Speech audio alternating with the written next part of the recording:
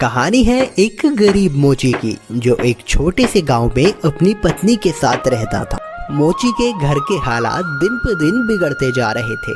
घर में जो भी राशन था वो भी खत्म होता जा रहा था। ऐसे ही एक दिन मोची ने अपनी पत्नी से कहा, अब मुझे और यहाँ नहीं रहना।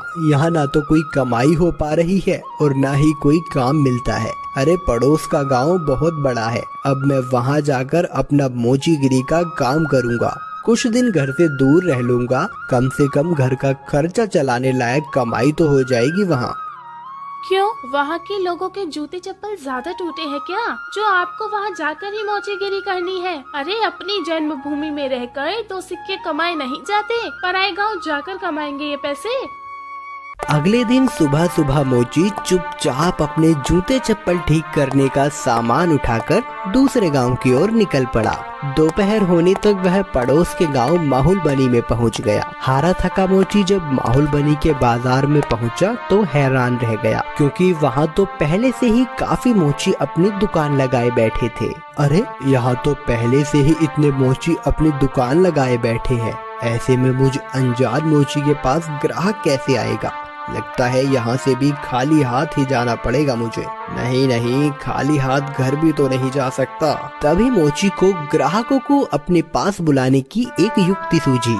उसने अपनी दुकान लगाई और उस पर एक बोर्ड लगाकर बड़े बड़े शब्दों में लिख दिया, जूतों का अस्पताल। हमारे यहाँ जूतों का इलाज किया जाता है। नए जूते बनवा लो, नए जूते बनवा लो, या अपने पुराने जूते बिल्कुल नए जूतों की तरह बनवा लो।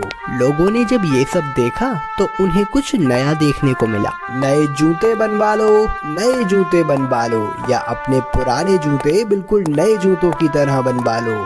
जूतों का अस्पताल? अरे भाई मोची, जरा मेरे इन जूतों का इलाज तो करो। हाँ जी सेठ जी, अभी किए देता हूँ। मोची अपने छोटे से अस्पताल पर बैठकर सेठ के जूतों का इलाज करने लगा। ये लीजिए, अब आपका जूता बिल्कुल स्वस्थ है। अरे भाई वाह, कितना हुआ इसके इलाज का खर्च? बस साहब, सिर्फ एक तांबे का सिक्का। लो ये लो। ऐसे ही दूसरा ग्राहक मोची के अस्पताल में अपने जूतों का इलाज कराने आया। मोची ने जूतों का इलाज किया, पैसे लिए और बाकी ग्राहकों का इंतजार करने लगा। आज तो मैंने बहुत पैसे कमा लिए हैं। अगर मैं ऐसे ही काम करता रहा तो बहुत पैसे जमा कर लूंगा और एक घोड़ा खरीदूंगा। उसने बहुत मेहनत से काम किया और कुछ ही दिनों में 4 सोने के सिक्के जमा कर लिए। उनमें से उसने 2 सोने के सिक्कों के बदले एक व्यापारी से एक घोड़ा खरीदा और घर लौटने का फैसला किया। अगले दिन उसने अपना सारा सामान बांधा और घर के लिए निकल पड़ा। अपने रास्ते में उसे एक घने जंगल से गुजरना पड़ा, जहां उसने डाकुओं का एक झुंड देखा। हे भगवान, ये तो डकैत लगते हैं। ये डकैत मेरा सारा पैसा ले जाएंगे और मैं एक बार फिर से गरीब बन जाऊंगा। अब मैं क्या करूं? मोची बहुत चतुर था। उसने हिम्मत नहीं हारी और उसने एक योजना बनाई। उसने एक सोने का सिक्का घोड़े के गले में बांध दिया और आगे चला। चोरों ने उसे पकड़ लिया। अरे ओ, फटाफट अपना सारा पैसा निकालो, चलो जल्दी करो। देखो, मैं एक गरीब मोची हूँ, मेरे पास इस घोड़े के सिवाय और कुछ नहीं है। कृपया मुझे जाने दो डाकू भाई। जैसे ही उसने ये सुना, घोड़ा रेका और उसके गले से वो सोने का सिक्का नीचे जमीन पे गिर गया। अच्छा मक्कार झूठे, हमसे झूठ बोलने की तेरी हिम्मत कैसे हुई? अगर तेरे पास कुछ नहीं था तो ये सोने का सिक्का तेरे पास कहाँ से आया? रुकिए, अभी मैं आपको सब सच बताता हूँ। दरअसल ये घोड़ा सोना उत्पन्न करता है, इसी वजह से मुझे सारे पैसे मिलते हैं। ठीक है, ये घोड़ा तुझे हमें देना होगा, हम तभी तुझे यहाँ से जिंदा जाने देंगे। नहीं, बिल्कुल भी नहीं।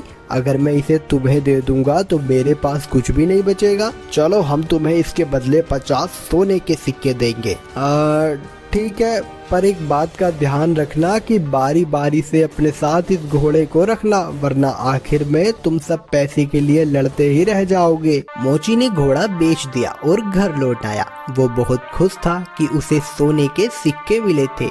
इस पैसे से उसने अपने ही गांव में थोड़ी सी जमीन खरीदी। इस बीच डकैत भी घोड़े को लेकर अपने अड्डे पर पहुंच गए। वहां डकैतों के सरदार ने अपने आदमियों से कहा, इस गिरोह का सरगना होने के नाते इस घोड़े को सबसे पहले मैं रखूंगा। उन सब ने अपने सरदार की बात मानी और उस रात सरदार अपने अड्डे पर उस घोड़े के साथ सोया। अगली सुबह जब वो उठा तो उसने देखा कि वहाँ अस्तबल में कुछ भी नहीं था।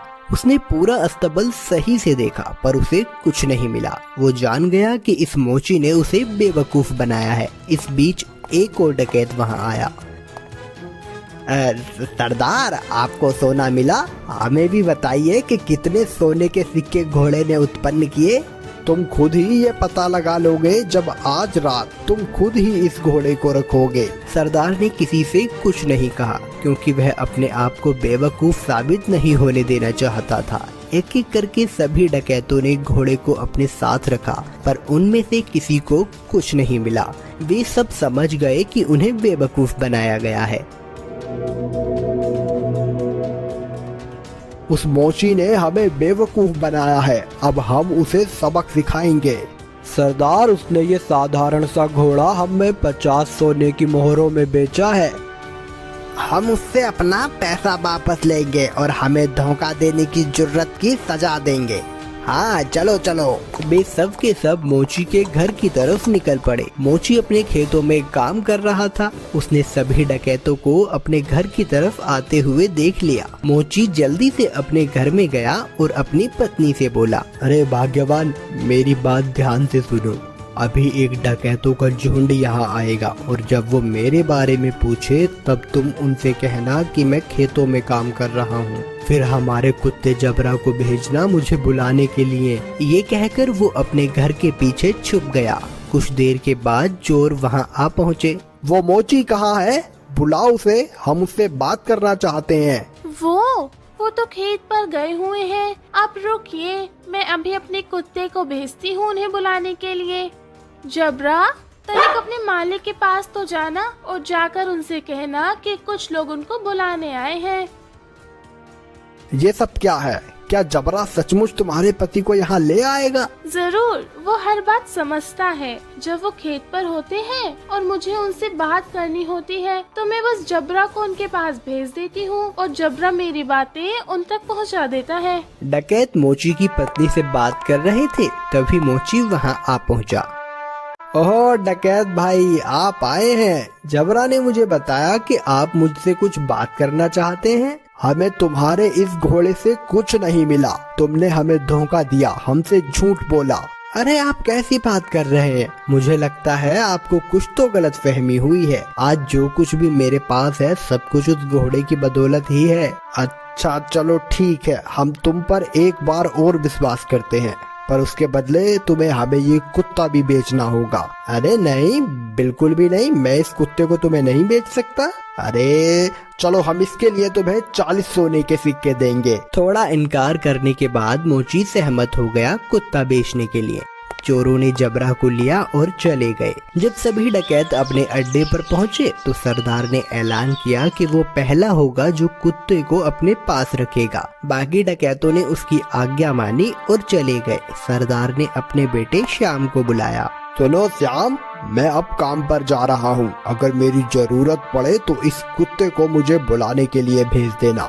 जैसा आप कहो पिताजी। कुछ देर बाद एक डकैत को अपने सरदार से एक काम आन पड़ा। उसने श्याम के पास आकर सरदार को बुलाने के लिए कहा, आप रुकिए, मैं तुरंत उन्हें बुलावा भेजता हूँ। जबरा, जा और जाकर पिताजी से कहना कि कोई वहाँ आया है उनसे मिलने।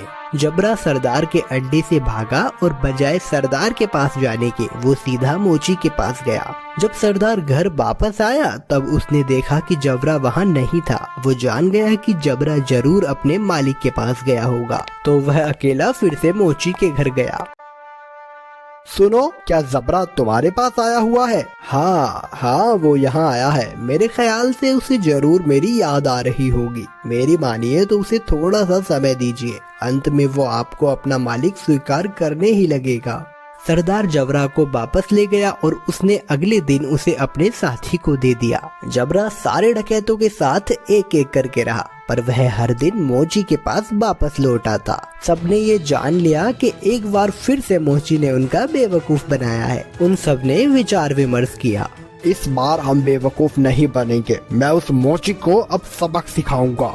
इस बार सारे डकैत मोची के घर पहुँचे। उन्होंने मोची की एक न सुनी और मोची को एक बोरे में डाला और उसे लेकर वहाँ से चल दिए उसे सबक सिखाने के लिए। मोची चुपचाप बोरे में पड़ा रहा। रास्ते में वे सब एक मंदिर के पास से गुजरे, तभी एक डकैत ने कहा, सरदार, गर्मी बहुत ज्यादा है, क्यों ना कुछ देर यहीं आराम किया जाए।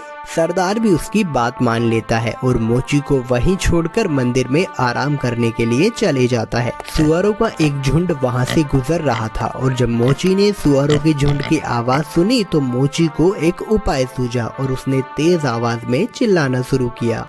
मैं ऐसा नहीं करूँगा, मैं ऐसा नहीं करूँगा, मुझे छोड़ दो, मुझे जाने दो। सुअरों के मालिक ने उसकी आवाज सुनी और वो उसकी ओर आया। अरे रुको रुको, क्या हुआ? तुम क्या नहीं करोगे? किसने तुम्हें इस बोरे में डाला? वो मेरी शादी जबरदस्ती जमींदार की बेटी से करवाना चाहते हैं, पर मैं शादी नहीं करवाना चाहता। क्यों भाई, क्या तुम पागल हो? अगर मैं तुम्हारी जगह होता तो मैं यकीनन उसकी लड़की से शादी करता।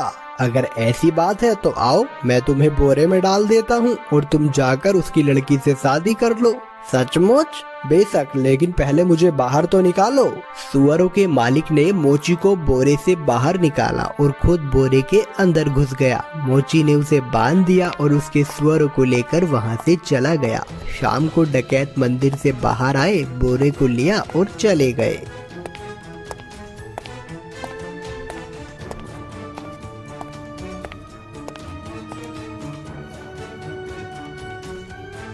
क्यों ना इस मोची को हम यहाँ इस कीचड़ में फेंक दें, ये इसे अच्छा सबक मिल जाएगा। डकैतों ने उसे कीचड़ में फेंक दिया और वहां से चले गए। वापस आते हुए उन्होंने मोची को सड़क पर देखा और वो हैरान रह गए। अरे तुम यहाँ कैसे पहुँचे? डकैत भाई, उस कीचड़ के नीचे एक जादू स्थान था और वहाँ बहुत सारा सोना था और बहुत सारे सुअर उस सोने की रखवाली किया करते थे। मैं इन सुअरों की मदद से वहाँ से वापस आया और कुछ सोना भी अपने लिए लेकर आया हूँ। अब फिर से वहीं जा रहा हूँ। अरे सुनो, हमें तुम उस जादुई स्थान पर ले चलो और खबरदार, तुम वहाँ रखे सोने को अब हाथ भी नहीं लगाओगे। पर मैं अरे जैसा मैं कहता हूँ वैसा करो। ठीक है, अगर तुम जोर देते हो तो। डकैतों का झुंड उस कीचड़ के पास आ पहुंचा और एक एक करके कीचड़ में कूद गया, लेकिन किसी के हाथ कुछ न लग सका और इस तरह फिर एक बार मोची ने अपनी चतुराई से